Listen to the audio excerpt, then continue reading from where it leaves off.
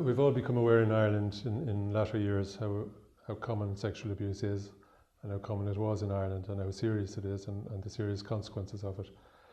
But I think that hasn't yet filtered down on a personal level. Many people who have been sexually abused themselves still are reluctant to come forward about it, are reluctant to seek help if they're suffering, which they likely are as a result of it, because there is still a big aspect of guilt on the part of sufferers of sexual abuse, and for that reason they don't feel they're entitled to look for help because they feel they contributed in a large way themselves. And I think this is something that I see a lot, that I have seen a lot over the years, that individuals who have been sexually abused do feel responsible to a large degree themselves. And this is the perniciousness of it, you know, on the part of abusers, that somehow they contrive to make the abused feel like they're responsible, that it's really their fault. And it does get in very deep with people and affect them very deeply, and does influence how they feel about themselves, obviously, in the long term, and can have very serious consequences in their lives.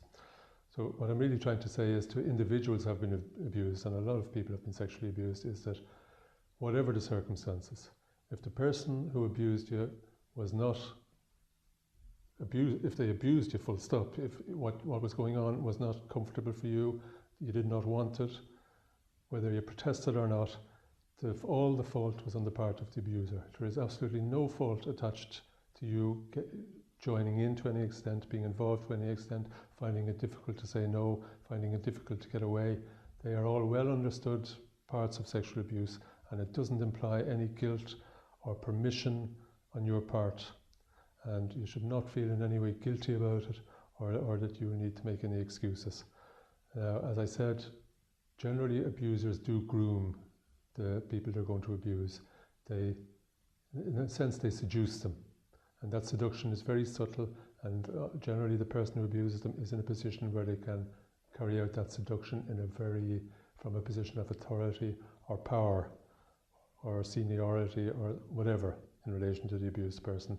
So there's no doubt that all the blame, all the fault, all the responsibility is on the part of the abuser. And anybody who deals with sexual abuse, as far as I know, recognises that. Anybody who treats people who have been sexually abused recognises that. And nobody who has been sexually abused should feel that if they approach anybody for help, that they will be in any sense blamed or judged. I mean, some of the other things that can cause particularly confusion, I think, for people who have been abused or raped or sexually abused in any manner, is that sometimes, as part of the grooming or seduction, if you like, sometimes they're given things, non-sexual things, as gifts, or they're given affection.